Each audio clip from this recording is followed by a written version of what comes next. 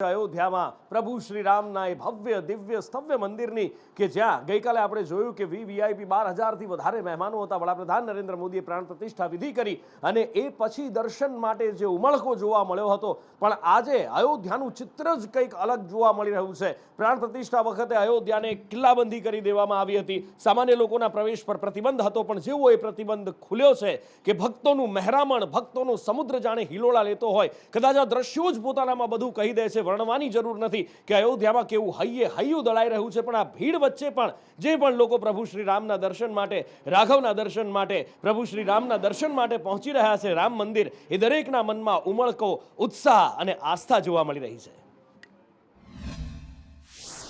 500 वर्ष से ज्यादा समय का इंतजार रहा और कैसा लग रहा अगर आप कहेंगे किसी गूंगे को शक्कर खिला दिया जाए फिर उससे पूछो कि आपको कैसा लग रहा है, वो बोल नहीं सकता है, विभूत हो जाता है अंदर से। भारतीय जनमानस राम जी के जो रामो विग्रहवान धर्म, ये भारत भूमि जो है धर्म की भूमि है और राम साक्षात धर्म है, तो उसका ये निरंतर लोगों का दर्शन का प्यास बना रहेगा और मुझे लगता है कि भीड़ सदा सदा ऐसे रहेगा और रहना भी चाहिए। और आज तो ये लग रहा है कि हम यहाँ से जाना नहीं चाहते। हमको आज 15 दिन हो गए हैं, हम 11 तारीख को यहाँ आए थे, लेकिन ये नज़ारा हम कभी देख भी नहीं पाएंगे। ये जन्मों जन्मों तक याद रहेगा। ये मोदी जी ने जो करा है ना, यहाँ का देखो आप, महंकाल उज्जैन नगरी का देखो आप, मंदसौर में देखो आप, जहाँ भी देखो वहाँ एक ही नारा है कि मोदी मोदी। बस आज दर्शन करेंगे ये लगेगा कि हमारे जो जिंदगी में नहीं करा वो काम आज हो जाएगा। मैंने सितंबर 2018 में भविष्यवाणी की थी कि अक्टूबर 2019 के बाद राम मंदिर बन जाएगा, और वो साक्षात हुआ। और इसकी मैंने ये भी भविष्यवाणी की है कि पूरी दुनिया से इसमें सारे लोग आएंगे, सबसे बड़ा तीर्थ बन जाएगा पूरी दुनिया का, और हजारों लोग आएंगे। और नेक्स्ट 20 साल आने वाले और नेक्स्ट 111 साल इतनी महिमा होगी इस दुनिया में कि इससे बड़ा तीर्थ कोई होगा ही नहीं। सितारे और नक्षत्र ऐसा बताते हैं कि यहाँ पर आने वालों की सारी मनोकामनाएं पूरी होंगी। ऐसा अद्भुत पावरफुल पूरे विश्व का ये सेंटर बनने वाला है और कई हजारों सालों तक इसकी महिमा का गुणगान रहेगा। और हमारे प्रधानमंत्री श्री नरेंद्र मोदी जी ने जो काम किया है वो अद्भुत है। बहुत खुशी महसूस हो रही है। दुल्हन की तरह अयोध्या सजी हुई है और हम दर्शन करेंगे, और भी हमारे अपने शरीर में तत्व है वो और भी रोंगटे खड़े होते हैं। हम दर्शन करने जा रहे हैं, हम बहुत खुशी महसूस होती है। काफी भीड़ भी देखी जा रही है। भीड़ तो रहेगी। राम लाखों भक्त आए हैं तो दर्शन करेंगे कि भीड़ भी रहेगी। इसलिए हमारी संगत भी है जो हम 14 फरवरी को भी बसंत पर्व यहीं अयोध्या में मना रहे हैं। એક બાજુ અયોધ્યાની અંદર આનંદ, ઉત્સાહ, ઉમંગ જોવા મળી રહ્યો છે, તો બીજી બાજુ ગુજરાતની અંદર કોંગ્રેસમાં ફફડાટ જોવા મળી રહ્યો છે. એનું કારણ છે ઓપરેશન લોટસ. એ સવાલ ચર્ચાઈ રહ્યો છે કે શું ઓપરેશન લોટસ ચાલી રહ્યું છે ગુજરાતની અંદર? કોંગ્રેસના ધારાસભ્યોને તોડવાનું, આમ આદમી પાર્ટીના ધારાસભ્યોને તોડવાનું મિશન ચાલી રહ્યું છે. એ સવાલ ચર્ચાઈ રહ્યો છે અને એનું કારણ છે કોંગ્રેસમાંથી પડતા રાજીનામા, અને એની સાથે સાથે 17માંથી 15 ધારાસભ્યો હવે રહી ગયા છે. સાથે સાથે બીજા પણ ધારાસભ્યો તૂટે એવી શંકાઓ વ્યક્ત કરવામાં આવી રહી છે. લલિત વસોયાએ ફરી એકવાર વિવાદનો વંટોળ જગાવ્યો છે. ભારતીય જનતા પાર્ટીના નેતાઓ સાથે ફરી એકવાર, ભૂતકાળમાં પણ સ્ટેજ શેર કરી ચૂક્યા છે અને ફરી એકવાર જોવા મળ્યા છે. તો ચર્ચાઓ એ પણ ઉઠી છે કે અર્જુન મોઢવાડિયા પણ રાજીનામું આપી શકે છે. આખરે આ ચર્ચાઓમાં કેટલો દમ છે, ક્યાંથી ઉઠી છે ચર્ચા અને કેમ વિવાદનો વંટોળ આટલો બધો ચર્ચાઈ રહ્યો છે? હિરેન પાસેથી જાણીએ. હિરેન, અયોધ્યા રામ મંદિરના નિમંત્રણથી લઈ કોંગ્રેસ રામના નામે વિવાદમાં સતત ઊભા થયા હતા. ગુજરાત કોંગ્રેસ માટે સ્થિતિ એવી હતી કે રામના આમંત્રણનો અસ્વીકાર કરવાની વાત કરે તો પણ એને મત ગુમાવવાની સ્થિતિ હતી, અને રામ મંદિરના કાર્યક્રમોમાં જાય તો પણ એમના માટે આ પ્રકારની સ્થિતિ સામે આવી છે. જે દ્રશ્યો છે એ ધોરાજીના પૂર્વ ધારાસભ્ય લલિત વસોયા કે જેઓ ભાજપના નેતાઓ સાથે આવા જ એક મંદિરના ધાર્મિક કાર્યક્રમની અંદર હાજર હતા. જ્યારે પણ લલિત વસોયા આવા ધાર્મિક કાર્યક્રમોમાં ભાજપના નેતાઓ સાથે હાજર રહે ત્યારે એમની કોંગ્રેસ છોડી અને ભાજપમાં જવાની અફવાઓ જોર પકડે છે અને લલિત વસોયાએ ખુલાસા આપવા પડે છે. એવી જ રીતે અર્જુન મોઢવાડિયાનું નામ પણ ચર્ચામાં છે. છેલ્લા એક અઠવાડિયાથી કે અર્જુન મોઢવાડિયા કોંગ્રેસ છોડી અને ભારતીય જનતા પાર્ટીમાં જોડાય છે. ગઈકાલે અર્જુન મોઢવાડિયા પણ ભગવાન રામની આ પ્રકારની યાત્રાઓમાં કેસરી કલરના પટ્ટા નાખી અને ગળામાં પટ્ટો લગાવીને ફરતા હતા. એ પ્રકારના દ્રશ્યો પણ સામે આવ્યા હતા અને સોશિયલ મીડિયા અને લોકમુખે ચર્ચા છે કે કોંગ્રેસના આ સિનિયર નેતા અર્જુન મોઢવાડિયા પણ કોંગ્રેસ છોડે છે. જો કે અર્જુન મોઢવાડિયા આ વાતને નકારે છે. જો કે સૂત્રો કહી રહ્યા છે કે અર્જુન મોઢવાડિયા નહીં તો અન્ય નેતાઓ, પરંતુ આગામી એક મહિનાની અંદર લગભગ 3 થી 4 ધારાસભ્યો હજુ કોંગ્રેસ અને આમ આદમી પાર્ટી છોડી અને ભારતીય જનતા પાર્ટીમાં જોડાય તો નવાય નહીં. ઓપરેશન લોટસના ભાગરૂપે જ એક બાદ એક આ રાજીનામા પડી રહ્યા છે. અને આ બાજુ ચર્ચાઓ અને નિવેદનો પણ એ જ રીતના આવી રહ્યા છે ભારતીય જનતા પાર્ટીમાંથી કે કોંગ્રેસને મૂળિયાથી ઉખેડીને ફેંકી દેવાની છે. વજુ બાપા ફરી એકવાર સ્ટેજ ઉપર બહુ લાંબા વખતે જોવા મળ્યા. ફરી એકવાર એ આગ ઓગતા નિવેદન જોવા મળ્યા વજુભાઈ વાળાના. એમણે કહ્યું કે કોંગ્રેસને જડમૂળથી ઉખાડી ફેંકવાની છે. સાથે જ દાવો કર્યો કે હજી બીજા ધારાસભ્યો પણ કોંગ્રેસના તૂટી રહ્યા છે. તો સામે પ્રદેશ પ્રમુખ શક્તિસિંહ એ જ જૂની વાત કરતા જોવા મળ્યા. એ જ જૂની વાતો, એ જ જૂનો રાગ આલાપતા જોવા મળ્યા કે કોંગ્રેસમાં સબ સલામત છે. અને જે ધારાસભ્યો જઈ રહ્યા છે એના વિશે જ્યારે પૂછવામાં આવ્યું તો એ જ જૂની વાત શક્તિસિંહે કરી. શું કહ્યું બંને નેતાએ જુઓ. ગુજરાતની અંદર ધારાસભ્યો 156 છે અને હજી ખડી વિકેટ ખડીને વધવાના છે. પણ હવે 26 સીટ મેળવવા માટે ગુજરાતની પ્રજા તૈયાર છે. પણ નરેન્દ્રભાઈ મોદીએ કહ્યું હતું કે આ દેશની અંદર ખતરનાક જો કોઈ સંસ્થા હોય તો એ કોંગ્રેસ છે અને કોંગ્રેસના મૂળિયા ઉખેડી નાખવાના છે. મિત્રો, આજના કાર્યકર્તાએ પ્રણ લેવાનું છે, પ્રતિજ્ઞા લેવાનું છે. કોઈ જઈ નથી રહ્યું. કેટલીક વાતો પણ થતી હોય છે.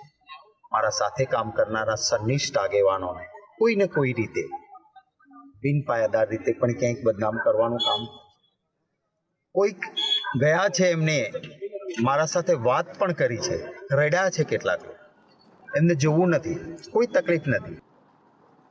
એટલે ભલે પ્રદેશ પ્રમુખ કહી રહ્યા હોય કે ભાઈ અત્યારે કોંગ્રેસ નથી તૂટવાની અને જે ગયા છે એ દબાણમાં ગયા છે, લાલચને વશ થઈને ગયા છે, વગેરે વગેરે વગેરે વાતો કરવામાં આવતી હોય, પણ આ બધા વચ્ચે કોંગ્રેસનું માળખું પણ તૂટી રહ્યું છે. ધારાસભ્યોને પણ આપણે તૂટતા જોયા છે. ભૂતકાળની અંદર કોંગ્રેસ અને આપના 2100 કાર્યકર્તાઓ, 2100 કાર્યકર્તાઓ એક સાથે ભારતીય જનતા પાર્ટીની અંદર જોડાઈ ગયા. અને આ બાજુ હજી પણ કોંગ્રેસ તૂટી રહી છે, કોંગ્રેસનું માળખું તૂટી રહ્યું છે. અને આ તૂટતા માળખાની વચ્ચે કોંગ્રેસને બચાવવાના પ્રયત્નો પણ થઈ રહ્યા છે.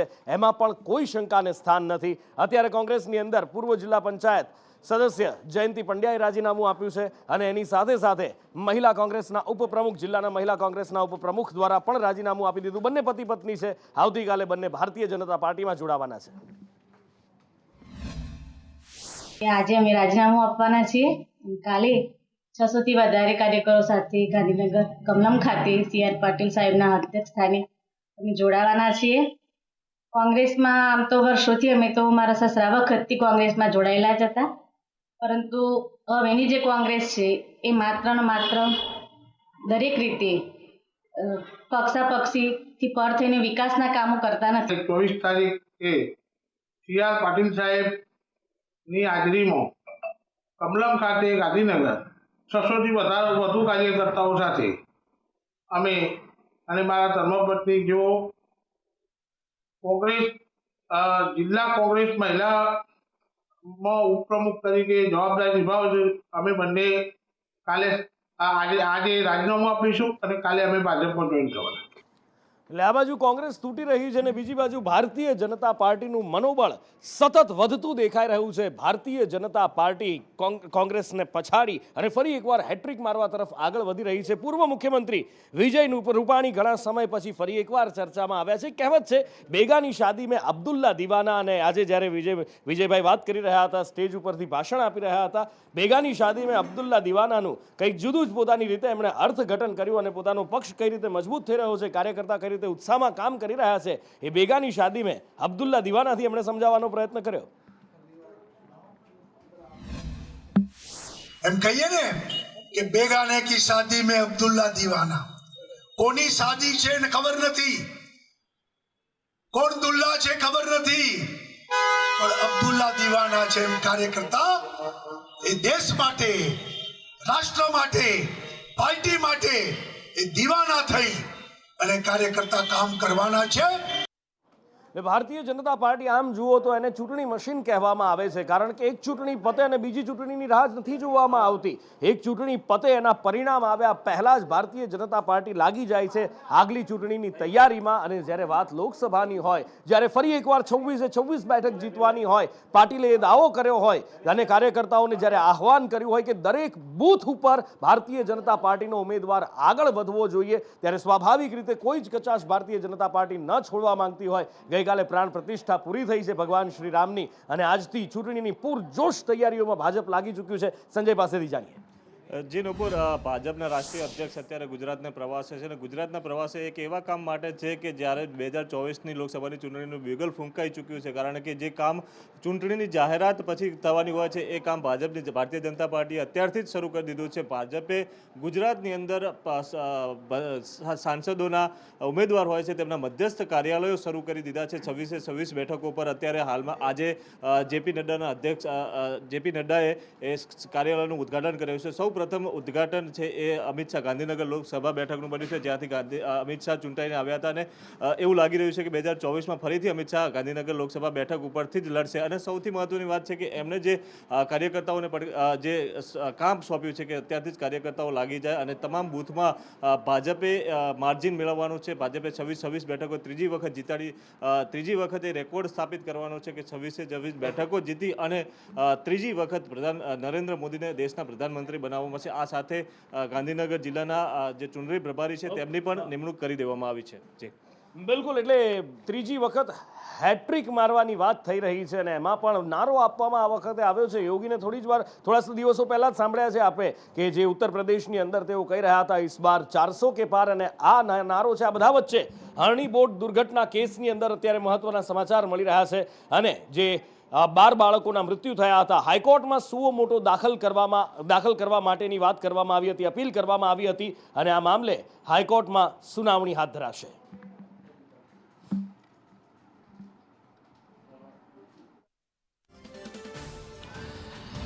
નામદાર સુપ્રીમ કોર્ટની અંદર મોરબી ટ્રેજેડી વિક્ટિમ એસોસિએશન દ્વારા એક પીઆઈએલ કરવામાં આવી છે અને વડોદરાની અંદર જે બોટ ટ્રેજેડી થઈ, જે અનુસંધાને 12 બાળકો અને 2 શિક્ષકોના મૃત્યુ થયા છે, એ અનુસંધાને વડોદરામાંથી એક મૃતક મરી જનાર બાળકના પિતા દ્વારા એક વૃટ સુપ્રીમ કોર્ટમાં કરવામાં આવી છે.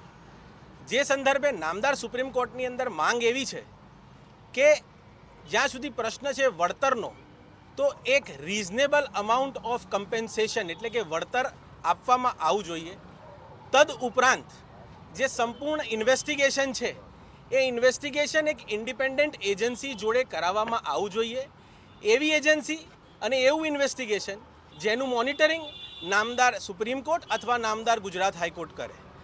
ત્રીજી અગત્યની વાત જે નામદાર સુપ્રીમ કોર્ટ સમક્ષ મૂકવામાં આવી છે એ છે કે જ્યાં સુધી બેદરકારીનો સવાલ છે, તો કઈ રીતે જ્યારે આટલી મોટી દુર્ઘટના બન્યા પછી એક સ્ટેટનું પ્રાઇમરી મોટિવ રેસ્ક્યુ ઓપરેશન હોય, ટૂંક જ સમયની અંદર એફઆઈઆર નોંધી દેવામાં આવે છે, જે એફઆઈઆરની અંદર કોઈ પણ સરકારી કર્મચારીનો ઉમેરો કરવામાં આવતો નથી. આપ સૌ જાણો છો તેમ નામદાર સુપ્રીમ કોર્ટની અંદર જે વૃટ કરવામાં આવી છે તેની અંદર એક વસ્તુ ઉલ્લેખ કરવામાં આવ્યો છે, એ છે કે આ જે કોન્ટ્રાક્ટર છે કોટિયા પ્રોજેક્ટ્સ લિમિટેડ, તેની પાસે ફક્ત અને ફક્ત પેડલ બોટ ચલાવવા માટેની પરવાનગી વડોદરા મ્યુનિસિપલ કોર્પોરેશન તરફથી આપવામાં આવી હતી.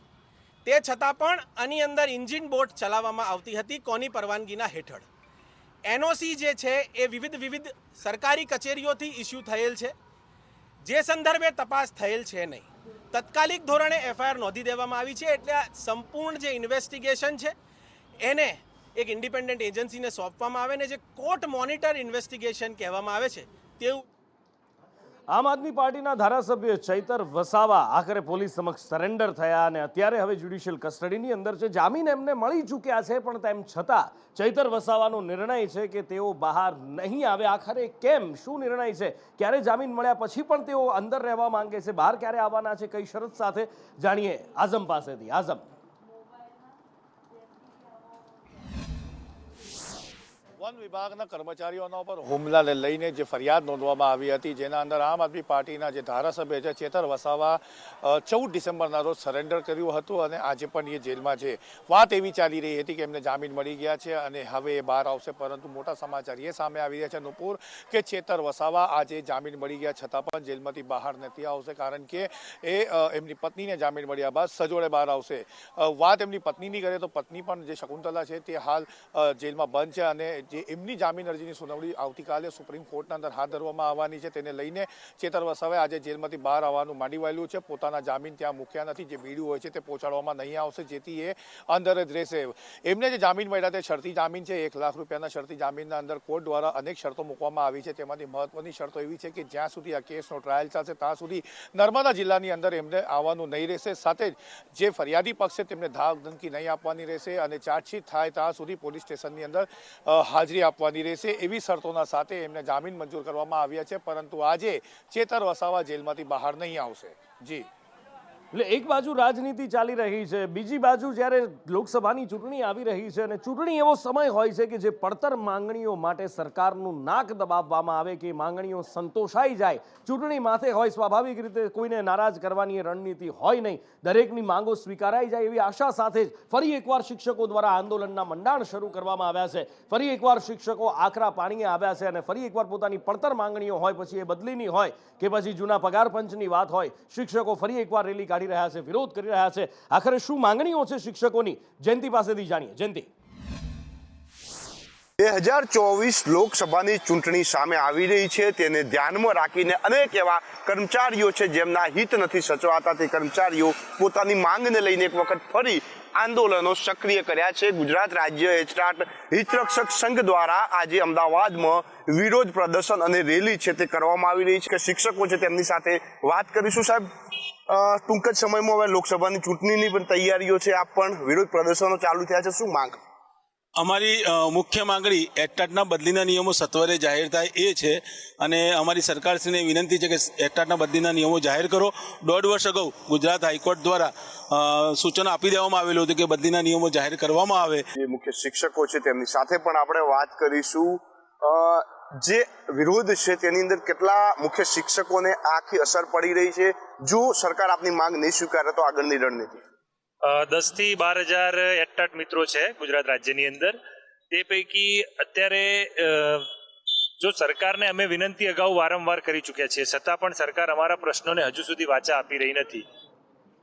એટલે હવે શિક્ષકોની આ માંગણી છે, જોવાનું છે શું થાય છે. પણ આ બધા વચ્ચે ભણશે ગુજરાત, આગળ વધશે ગુજરાત, એમાં એક સવાલ બીજો પાછળ ઉમેરાય છે કે કેવી રીતે ભણશે ગુજરાત? કારણ કે શિક્ષકો વગર તો ભણવું શક્ય નથી. શિક્ષકો આમ તો પહેલેથી જ કંટાળેલા છે કે બીજી બધી વસ્તુઓ ઘણી બધી સોંપવામાં આવે છે અને આ બધા વચ્ચે પ્રવાસી શિક્ષકોને જ્યારે છૂટા કરવાનો નિર્ણય લેવામાં આવ્યો છે, ત્યારે શું છે રાજ્યની અંદર અત્યારે પરિસ્થિતિ અને શિક્ષકોની ઘટ વચ્ચે કેવી રીતે ભણશે ગુજરાત? જયંતિ પાસેથી જાણીએ. રાજ્ય સરકાર એક તરફ તો કાયમી શિક્ષકોની ભરતી નથી કરી રહી, બીજી તરફ પ્રવાસી શિક્ષક તરીકે છેલ્લા કેટલાય વર્ષોથી એક કોન્સેપ્ટ ચાલતો હતો, તેને બદલીને હવે જ્ઞાન સહાયકનો કોન્સેપ્ટ લાવ્યો છે. મહત્વનું છે કે સરકારે અત્યારે પ્રવાસી શિક્ષકોને છૂટા કરવાનો આદેશ આપી દીધો છે, પરંતુ અનેક એવી સ્કૂલો છે જેમાં હજુ સુધી જ્ઞાન સહાયક શિક્ષકો પહોંચ્યા નથી. એટલે કે સામે બોર્ડની પરીક્ષા આવી રહી છે, વિદ્યાર્થીઓની પરીક્ષા આવી રહી છે, તેવા સંજોગોમાં વિદ્યાર્થીઓનું ભવિષ્ય ડોળાશે તે નક્કી છે. અને આગળ વાત કરવી છે નવા ભારતની. એ નવું ભારત જે ગુલામીની જંજીરો તોડી રહ્યું છે, કારણ કે અત્યાર સુધી આપણે જોયું છે અંગ્રેજોના બનાવેલા કાયદા અને એમાં પણ જે ગુજરાતમાં વસતા લોકો છે, બોમ્બે રોડ એક્ટ આપણે બહુ સારી રીતે જાણીએ છીએ, આ બધા જ કાયદાઓ અત્યાર સુધી ચાલતા હતા. કેન્દ્રીય ગૃહમંત્રીએ કહ્યું છે કે ન્યાય પ્રણાલિકા અત્યાર સુધી લંગડી હતી, કારણ કે અંગ્રેજોના બનાવાયેલા કાયદાઓ હજી સુધી ચાલતા હતા અને એમાં ધરમૂળથી ફેરફારની તેમણે વાત કરી છે. भारत 150 साल पुराने तीनों क्रिमिनल जस्टिस के मूल कानून आईपीसी, सीआरपीसी और एविडेंस लॉ को स्क्रैप कर नए कानूनों को इंट्रोड्यूस कर चुका है. और संयोग की ही बात है कि तीनों कानून में जो प्रमुख मुद्दे हैं उसमें 2 मुद्दे इसी कॉन्फ्रेंस से जुड़े हुए. एक तो समय पर न्याय मिले और दूसरा सजा करने के दर को बढ़ाकर अपराधों पर लगाम लगाना। ये दोनों मुद्दों को टेक्नोलॉजी के स्वीकृति से ये तीनों कानून आगे बढ़ाने का प्रयास कर रहे हैं, न केवल प्रयास कर रहे हैं, बढ़ाने के लिए कानूनी व्यवस्था कर रहे हैं।